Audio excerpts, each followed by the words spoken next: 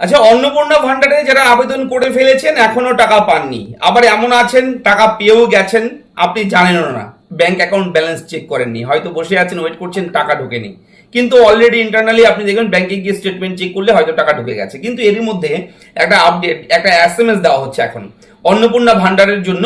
ইতিমধ্যেই কিন্তু সরকারের পক্ষ থেকে একটা এসএমএস আসছে। সেই এসএমএস এর স্ক্রিনশটটা আমি দেখিয়ে দিচ্ছি অন স্ক্রিনে। অন্নপূর্ণা যোজনার অধীনে আপনার প্রাপ্য অর্থ ৩,০০০ টাকা প্রদান করা হয়েছে পশ্চিমবঙ্গ সরকার। হ্যাঁ, পশ্চিমবঙ্গ সরকারের পক্ষ থেকে এই ধরনের এসএমএস হয়তো কারো কারো মোবাইলে এসছে, হয়তো আবার আপনার মোবাইলে আসেনি। ঠিক আছে, তো এই এসএমএসটা কেন দেওয়া হচ্ছে, কাদের দেওয়া হচ্ছে, এবং আপনার ফোনে যদি এরকম এসএমএস আসে তারপর ব্যাংক অ্যাকাউন্ট চেক করে দেখলেন টাকা ঢুকেনি, তাহলে এই মেসেজটা কেন পাঠালো যে অন্নপূর্ণা যোজনার অধীনে আপনার প্রাপ্য অর্থ ৩,০০০ টাকা প্রদান করা হয়েছে, টাকা পাঠিয়ে দেওয়া হয়েছে আপনার অ্যাকাউন্টে, এরকম এসএমএস।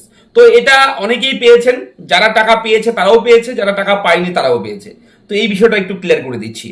এটা হচ্ছে অটো জেনারেট মেসেজ সরকারের পক্ষ থেকে অটোমেটিকলি, কিন্তু যারা যারা রেজিস্টার করছে, যে ফোন নাম্বারগুলো দিচ্ছে অনলাইন অফলাইন যেভাবেই হোক, যখনই ডেটা এন্ট্রি হচ্ছে সরকারের পক্ষ থেকে, যখনই ভেরিফিকেশন কমপ্লিট করছে, তখনই অটো জেনারেট হয়ে এই এসএমএসটা সেই ফোন নাম্বারে কিন্তু চলে যাচ্ছে ডিফল্ট হিসেবে।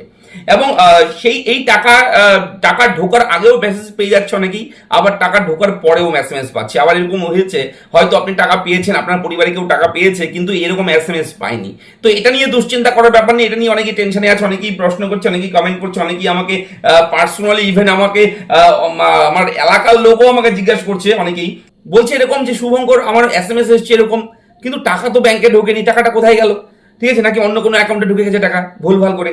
তো এই ধরনের এগুলো নিয়ে টেনশন করার ব্যাপার নেই, আপনাকে টেনশন না করতে বলছি আমি, দুশ্চিন্তা করবেন না। এই এসএমএসটা অটো জেনারেট এসএমএস, এই এসএমএসটা পাওয়া মানেই যে টাকা ঢুকে গেছে আপনার ব্যাংক অ্যাকাউন্টে, এমনটা নয়।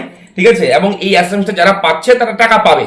যদি এখন বর্তমানে আপনার ব্যাংক অ্যাকাউন্টে টাকা না ঢোকে, দু একদিনের মধ্যে হয়তো টাকা ঢুকে যাবে, এক সপ্তাহের মধ্যে টাকা ঢুকে যাবে, কিন্তু এসএমএসটা দেওয়া মানে আপনার নামটা সঠিক জায়গায় পড়েছে, জমা পড়েছে, অন্নপূর্ণা যোজনায় আবেদন করেছেন, এর জন্য আপনার নামটা সঠিক জায়গায় সাবমিট হয়েছে। ঠিক আছে, তো এটা নিয়ে চিন্তা করবেন না। এবং যদি এরকম এসএমএস আপনার ফোনে না আসে, এটা নিয়ে দুশ্চিন্তা করার ব্যাপার নেই। এসএমএস না আসুক কোনো সমস্যা নেই, টাকাও ঢুকে যেতে পারে। তো এসএমএস আসুক না আসুক বড় কথা না, আপনার ব্যাংক অ্যাকাউন্ট ব্যালেন্সটা চেক করা হচ্ছে বড় কথা। আপনার স্টেটমেন্ট, ব্যাংক অ্যাকাউন্টের ব্যালেন্স চেক করবেন নিয়মিত।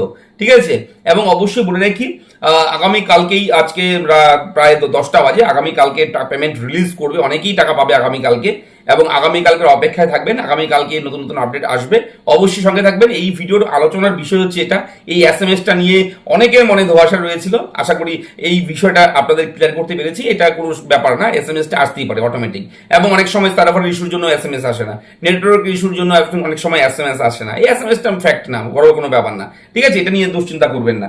তো আপনাদের কি কি সমস্যা রয়েছে এই অন্নপূর্ণা যোজনা নিয়ে, কি কি জানতে চান কমেন্ট করে জানাবেন, অবশ্যই চেষ্টা করব পরবর্তী নেক্সট ভিডিওতে আপনার সমস্যার সমাধান করার। ধন্যবাদ।